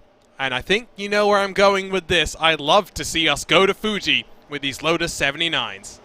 I would love to see them there, as well as I believe they did race there in real life. I'd have to check my math on that, but I think going to Fuji, one of the tracks that we anticipate being added in to the Season 3 build, I got to agree with you, Arjuna. It would be absolutely spectacucular. I'm going to dive into the history books very, very quickly. Give me a second to confirm or deny. Of course, one of the other new bits of content that is already being confirmed is Sandown? Yep. I had to remind myself because we have 2 small Australian tracks that are joining the service. I wasn't sure which one was already there. We had Winton, and now we get Sandown. That's going to be fun, although, of course, you really wouldn't expect these Lotus 79s to be there. I don't know how well that would race. I think it'd be a little bit too tight and twisty for these high-powered machines. So, I'm trying to, as the lights are off on the pace car, I don't think the 79 ever went to Fuji, the Lotus 79. The Lotus 77, I think, went to Fuji back in 1976. But yes, I don't think this car in particular did, but we'll see it. Again, we have our doubleheader Motegi weekend. We'll see how that goes. Maybe we throw Fuji into the mix. 3 back-to-back races in the land of the rising sun. Well, I'm game for it if the organizers are. So, 6 cautions in this inaugural trip to Nashville. With 14 to go, will we go green to the end of this race? 3 MadWorks Motorsports cars inside of the top 4, and it's Matt Taylor who gets us back underway. Yes, it is. Another good start there for Matt Taylor as he's able to continue to breathe everything out there. A little bit of side-by-side through the rest of the field, but that is Ricky Harden looking very, very aggressive on the back of Chris Fowler. I think he knows that if he doesn't get the move done now, Fowler, Taylor, and O'Brien can all work together to bully him out of the chance of grabbing victory here today. The laps will fly on by. Craig Forsyth making a bit of a bobble and coming under fire from David Rodriguez. In front of them, it's Mark Cohn on his return to the series, trying to get up into the top 5. Forsyth has another bobble.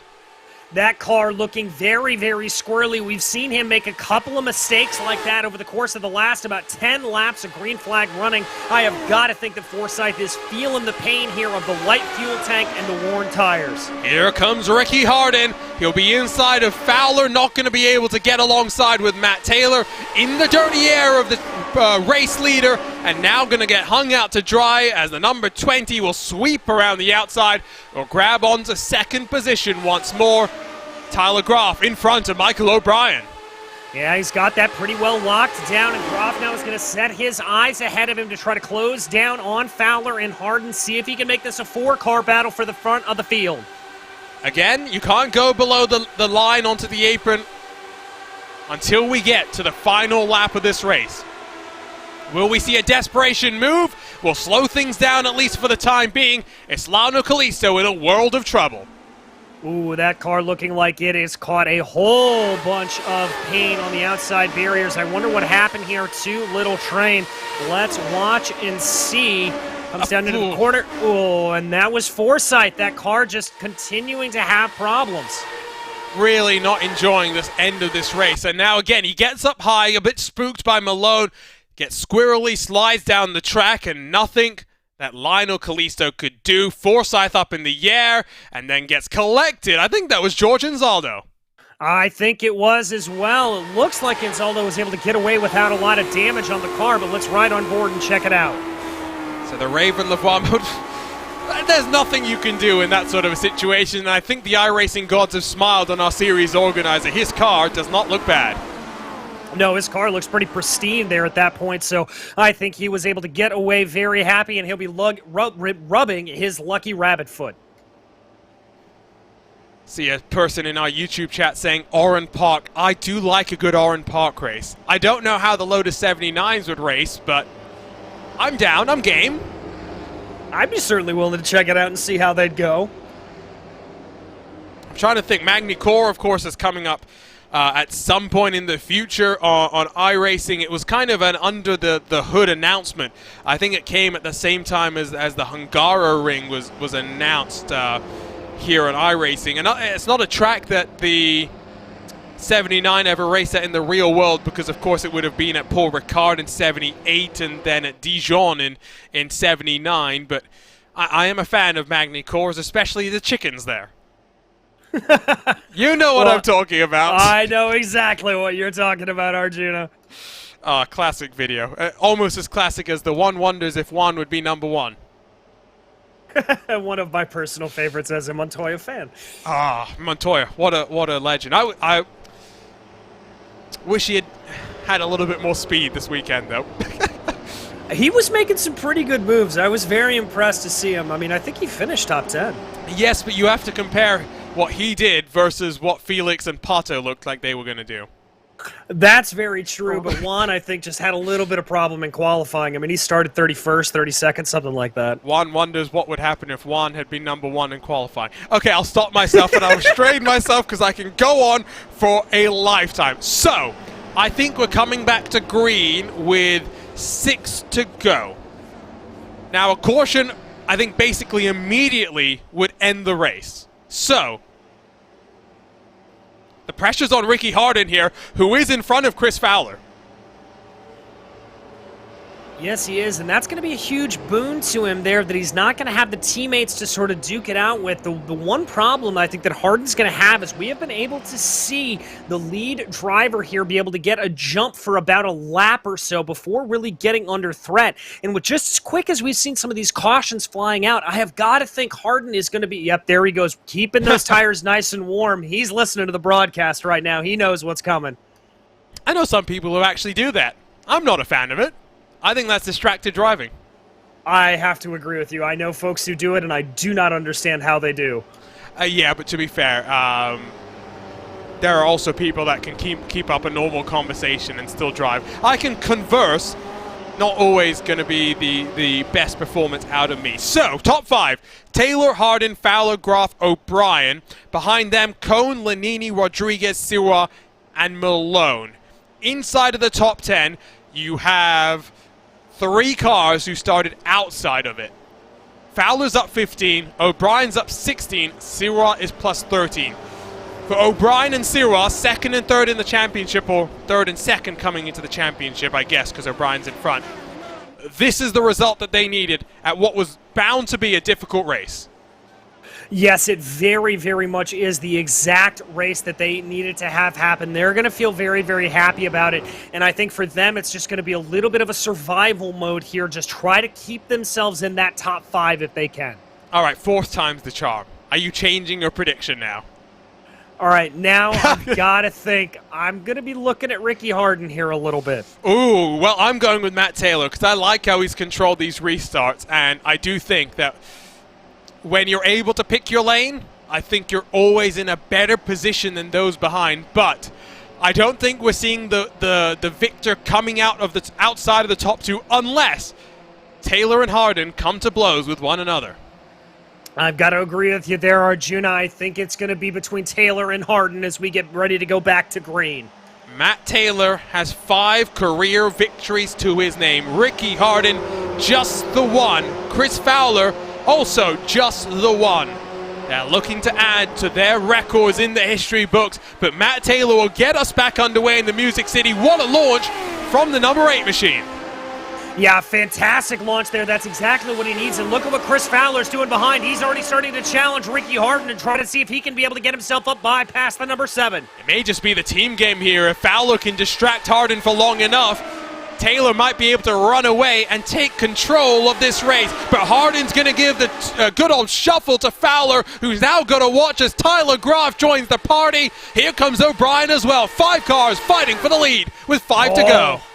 This is going to get very, very spicy. Hardin moving this way and that, trying to find an open opportunity. It looks like Groff there down to the inside trying to find it as well. And that is going to be Matt Taylor hugging that inside line. And Ricky Hardin doesn't know which way to go. He thinks he wants the outside line, but you could see checked up his own momentum, just trying to stay in the draft of Matt Taylor. This time he'll pop out to the outside. He sees Fowler coming side by side. Taylor leads at the line 3 wide into turn number 1. And Tyler Groff there ducking down, and that's him hard into the wall. And that will end the race. Chris Fowler, well, it seems like he's cursed, at least here at Nashville. Matt Taylor will be victorious in the Xtreme Racing Nashville 150 presented by MOZA Racing. Oh my goodness, that was almost predictable as they went in 3 wide, but you have got to feel bad there for Chris Fowler as we check out the replay. Let's watch the entire sequence that led to this crash, because it wasn't just one moment, it was, as expected, frenetic as they all jockeyed for some position, as they all tried to put themselves in the spot that would lead to a victory. The momentum from Fowler was building up. He saw the pressure from behind in the form of Tyler Groff. He tried to set it up out of turn 4.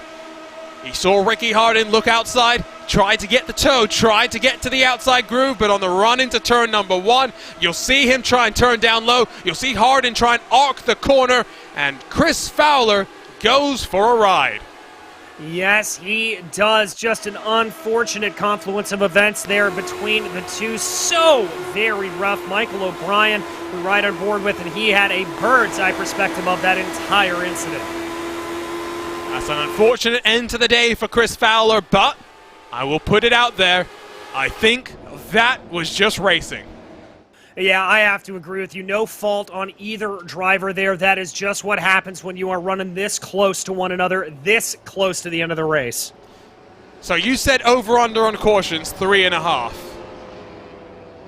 I clearly need to edit my stat lines. Yes, so we were at, what, 8 cautions today?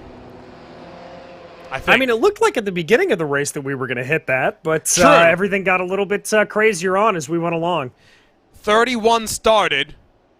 Just 18 will finish on the lead lap. Just 19 will even make it to the end of the race. Still a very fun one. You could tell the drivers were having to wheel these machines. Yeah, they certainly were, and as we talked about earlier in the race, a little bit of a loose setup, a little bit harder to control around here as they go, and so absolutely fantastic to see these drivers be able to really wrestle these machines. This is exactly the kind of setup you want to see out of these cars, where it is just on the knife's edge. So, 1 to go. We won't take the white. We will finish under caution. In a series known for close finishes, this won't be one of them. It was looking like we were setting up for a blockbuster finish, though. So, one more trip around the 1.3-mile Nashville SuperSpeedway. Tyler Groff will be slightly disappointed. Mark Cohn, I think, is going to be slightly disappointed. The strategy, I think, has caught him out more than anything. I think questions remain as to what David Rodriguez was trying to do on fuel. But again, I'll say that, like what I was saying, just before we went back green, O'Brien and Sirra in a championship season. Consistency wins championships. They both didn't impress in qualifying, but they get valuable points on the board. Yeah, indeed, and those points are going to be very, very crucial as we get in closer and closer to the halfway point of this season. We're going to have to start taking a harder look at those championship standings, and I think specifically for MadWorks and for the leaders of this series, they're going to be keeping an eye and just trying to get those top 5s, those top 10s. And even with Chris Fowler's disappointment at the end of this race, it's a good day for MadWorks Motorsports in the team championship. But out of turn 4, under caution, at a pedestrian speed, Matt Taylor ended 2021 in disappointment.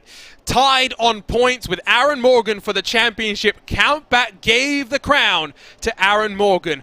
Taylor has looked to bounce back. He'll become the second driver to win 2 races in 2022. With his 6th victory in 34 starts, Matt Taylor wins the Xtreme Scoring Nashville 150 presented by MOZA Racing. He'll burn it down in HyperX victory lane. A fascinating day of strategy, intrigue, as well as difficult car control. Nashville had it all. Yeah, it most certainly did, and as we said, Arjuna, I, for one, would be very happy to see this 1.3-mile oval come back to the fold when it comes to the schedule for the Lionheart Retro Series. And clearly, I'll get the racing driver excuses out there. It was clearly a good setup, but a difficult setup. So if we're blaming anyone, we're blaming RaceSpot's own Andrew Kinsella, the setup maker for all things Lionheart. Matt Taylor is becoming accustomed to HyperX victory lane. He'll burn it down in the Music City. Congratulations to Matt Taylor, your winner of the Xtreme Scoring Nashville 150 presented by MOZA Racing. And as he celebrates, let's take a look then at our SimRace 24/7 race results. Plenty of drama. It's MadWorks Motorsports and Matt Taylor on top, with Tyler Graf and Ricky Harden completing the podium positions. Michael O'Brien, one of the biggest movers of the day, plus 17 to get himself up into the top 4. Came into this race 3rd in the championship, will leave as your championship leader. Mark Cohn on his return emerges inside the top 5, while Chris Lanini's down in 6th. David Rodriguez, David Sirrell, Luke Daniels, and Trevor Malone through the top 10. Dustin Wardlow put it on pole, but strategy was not his friend. The cautions came out at the worst possible time. The Candyman is in 11th with Mike Rigney behind him. Rodrigo Munoz, the best of the Backfire Motorsports trio, down in 13th, while George Gonzalo, Adam Frazier, and Adam Young make a Raven trio from 14th through 16th. Hugo Gallas down in 17th position with Will Gibson, Richie Hearn, and Chris Fowler behind him.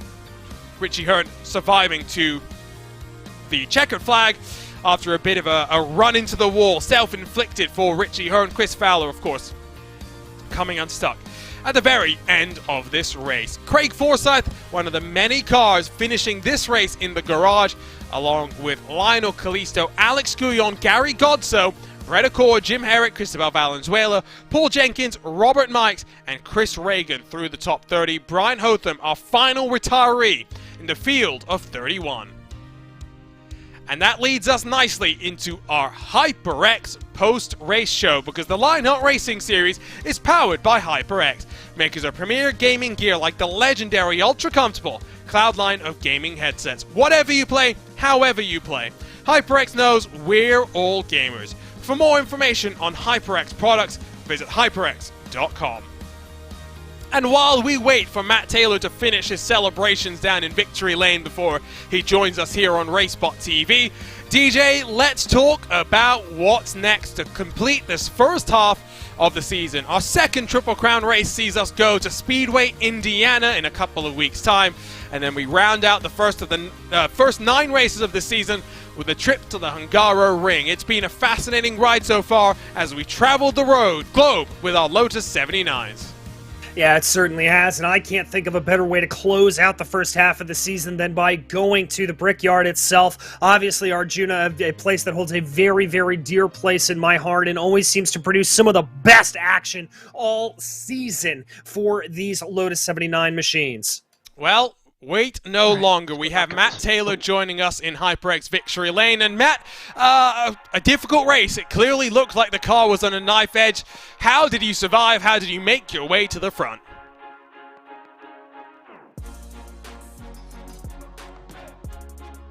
We'll give Matt another go. Matt Taylor, do you have a copy?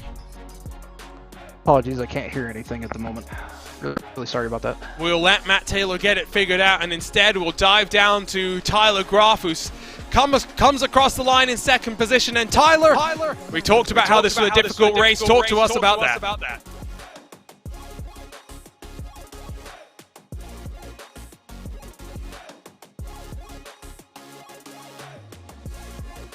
Tyler Graf, do you have a copy? Well, looks like it's technical galore issues right now, but I think we've got Matt Taylor again. Matt, talk to us about that race. I'm so sorry about that. That's apparently my stuff is set. That was crazy, but man, just nailed the strategy tonight. Came down lap 13, took tires, knew it'd probably need them for as hard as we were going to be racing, and from the warm-ups, I was able to save just enough that it didn't necessarily need to change them at halfway, and we were a little awkward on the fuel strategy there, but having the older tires mid-race really allowed us to jump the guys on the same strategy and just hang on for dear life from then.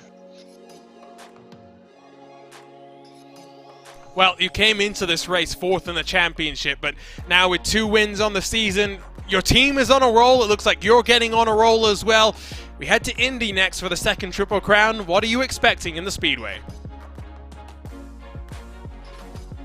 I don't know. That's going to be interesting. We haven't raced with this tire there, and I think chaos is the best way to describe how that race has gone in the past. And I don't know if we're going to see anything different, or if we are going to see a 4 or 5 wide and a giant pack crashing coming into the finish. But it should be wild. The one thing we know is we're going to get some sort of dramatic finish. That seems to very much be the norm. Talk to us about the season so far for MadWorks Motorsports, because you were part of the Avatar Order Racing domination last year of the HyperX team standings. MadWorks Motorsports has picked up the baton, and you guys have been the dominant force in 2022. We've been running really well, and it's funny, we seem to be able to get ourselves to the front, and getting all our cars across the line has not maybe been our strongest suit at this point, but at least 2 or 3 of us will have a solid race, and we've certainly got strong enough pace to run up there, and I think we'll continue to build on this. It's been a fun season. Congratulations, Matt, your 6th victory in your Retro Series career. I'm sure plenty more to come in 2022. Thank you so much. Matt Taylor joins us from Victory Lane, and we're going to step to the 3rd step of the podium where Ricky Harden was not hard in the wall. And Ricky, it looked like a fun race. It looks like a setup that you really had to wrestle around. Absolutely, and I think we were in the perfect position there at the end of the race. Jumping to the high side of Matt, I knew it was going to be a little bit sketchy running that lane, and so I prepared for it. I think we were ready. I was pretty conservative going into 1, and then it seemed like Chris was trying to tuck in behind me or something. I don't know what happened. He just hit me in the right rear and ramped over. Plenty of cautions. What do you think could have been different? It was a hot day. It was a difficult surface. Were the tires really that much of a handful? Yeah, I mean, I kind of prepared for a lot of yellows, to be honest. And on that first caution, I took my tires. And if it had gone green, it would have been extremely hard to drive at the end. But with the yellows, it wasn't that bad. But, when you don't have anybody in front of you and you try to go to that outside line, it can be sketchy. Indy's up next. What are you expecting when we head to Speedway? Well, I'm hoping for a win. I mean, nothing less. Indy is the biggest race of the year, and I felt like last year we were in a perfect position to get it and come into the stripe. Sage Karam got a little overambitious and turned us, and we got flipping through the air coming to the line instead of the win. We had the momentum to win. We were in the right spot. 2nd place coming out of 4, which is perfect. Well, you're out for vengeance this year. Good luck, Ricky. Of course, all focus on the Speedway in all 3 of our series coming up. We'll see if you can get that 2nd victory in your Retro Series career. Thank you. Appreciate you. Appreciate George and all of the people in the league that put this thing together. HyperX, Next Level, everybody. Appreciate y'all. Ricky Harden from the 3rd step of the podium, and we'll see if Tyler Graf has got things sorted. Tyler, do we have a copy? Yep, I got you guys. You got me? Yeah, difficult race. I mean, we saw plenty of cautions. We saw it was difficult to pass at the front of the field. What did it take with that 98 car when cautions really affected and mixed up the strategies? Honestly, I think we were on the right strategy. We just those guys that pitted on the first caution, their tires are just a little bit better than us, so we just kind of had to lay back and let them race. Glad we did, because they ended up wrecking, but Yeah, they just had a little bit of the edge on the tires. I definitely think I had the better tires at the end. The rear ends of their cars were dancing around quite a bit, so I think if we could have gotten a 5-lap run there, I wouldn't be as bummed out. But yeah, I'm still very happy with second. So what was your plan on that final run? Assuming we had gone green, it looked like Hardin and Fowler were kind of fighting for second. What could you have done to get past them if there was no incident? Based on the practice races, I knew who ahead of me I could trust. So, I basically just I knew I had to get them on the high side. You saw with Herrick and with O'Brien, when you got them onto the high side, and they can't arc the corner nearly as much, that's when the back end started coming around. So I just needed to get my nose stuck in there or get to a place where I can maybe pinch them a little bit. But with how squirrely the back end of these cars are at the end of these races, with how we have to either save tires or be conservative with the tires and kind of be there at the end, you got to be careful with how much you pinch, because with the back end of these cars being wider than the front, that can kind of cost stuff, as we saw at the end there. Well, it seems like this 2022 Retro Series for you is either a top 10 finish or absolute shenanigans. How have you been feeling so far this year? What do you need for some of these races to have a little bit more luck go your way? I think I need to avoid shenanigans to begin with. That's kind of been part of the problem in IndyCar as well. I've had the pace, just kind of no luck going along with it. These retro cars, it really feels like the race is a little bit more in the driver's hands, because unlike IndyCar, these are much more black and white to drive. You hop in, you go. Being on a smaller team isn't as much of a disadvantage as it is in IndyCar, where everybody can talk the entire race and trade information about what the car is doing and settings. So I think there's a lot more parity in this series, which I think results in just the closer racing and just more action up front. Well, congratulations on your second podium of the year, Tyler. We'll see you in the Speedway in a couple of weeks' time. Yep, thanks guys. So that wraps up our post-race interviews, and I want to go straight to talking now again about Round 8 of this 2022 Retro Series campaign. We head to Speedway, Indiana. It's going to be an awful long wait till the end of the month, June 30th, same time, same place, 10:05 p.m. Eastern, 7:05 p.m. Pacific. But Matt Taylor brought up a very good point, DJ. We don't know what this tire is going to do when we go racing at the Brickyard. No, we do not, and a little bit of an extended lap around there as we go around a little bit of an extended race as well. That tire strategy is going to be very, very key and crucial. We don't know how it's going to hold up around the Brickyard. We're going to have to see if tire strategy plays itself out like it did here today at Nashville. And what a race it was last year, our first on RaceSpottv, but you go into the history books, this race always produces the fireworks. So join us for the buttkicker Indy 250. It's going to be a blast. But with that said, it is time for us to say goodbye here on RaceSpottv. Before we do so, we'd like to thank all that make this possible, starting with the title sponsor of the Lionheart Retro Series. Next Level Racing is an industry-leading cockpit and motion simulation manufacturer devoted to creating the most immersive experience possible for the global sim racing community. Take your racing to the next level and visit nextlevelracing.com. The Lionheart Racing Series is powered by HyperX, makers of premier gaming gear like the legendary ultra-comfortable Cloud line of gaming headsets. Whatever you play, however you play, HyperX knows we're all gamers. For more information on HyperX products, visit hyperx.com. It's also sponsored by Buttkicker. You're passionate about sim racing, but it always feels a little flat compared to the feeling of driving a real car. Now you can actually feel what it's like to drive a race car. Buttkicker haptic hardware and software is easy to install and lets you feel every bump in the track, slip of your tire, and engine redline. The tactile feedback is so accurate and realistic, you'll be driving faster and having more fun than ever before.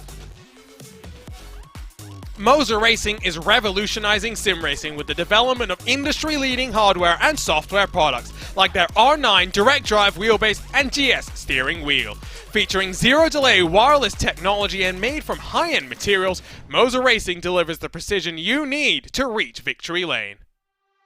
Gomez Sim Industries are makers of high-end esports equipment and controls, precision-built using nothing but the best materials available today. Passion and handmade craftsmanship drive each made-to-order build, creating a driving experience like no other. Visit GomezSimIndustries.com. And it's not just them, but so many more that make this possible. To learn more at the partners of the Lionheart Racing Series or the 3 competitions the sanctioning body puts on, make sure to visit LionheartRacingSeries.com and stay involved on social media to keep up to date with the latest comings and goings of the Lionheart Racing Series. There's plenty more action to come here on racespottv and for Lionheart competition. Before we go racing in the Lionheart Retro Series, of course, all eyes will focus on the Speedway, where we'll go racing in the Lionheart IndyCar Series for the HyperX Indianapolis 500. Join us before that on Wednesday for our Indianapolis Race for the Pole, sponsored by HyperX. That will be on June 22nd. Same time, same place, 10:05 p.m. Eastern, 7:05 p.m. Pacific, all building for the big show, the 26th of June. A special Sunday presentation of the Lionheart Racing Series sees us go to the Speedway for what's going to be a treat. The Retro Series will then have center stage at Speedway, Indiana, with the buttkicker Indy 250 on the 30th of June, 10:05 p.m. Eastern, 7:05 p.m. Pacific. But for now, in what was a tumultuous Xtreme scoring Nashville 150 presented by MOZA Racing, it's a familiar name in victory lane. On behalf of racespottv, we'd like to thank you for joining us, where alongside myself, DJ Clark, Arjuna Kankipati, was on hand to call through all of the action. We'll see you at the Brickyard at the end of June. For now, it's time for the drivers to take a rest and gear up for the middle portion of the season. We congratulate Matt Taylor, a winner in the Lionheart Retro Series for the 6th time in his career.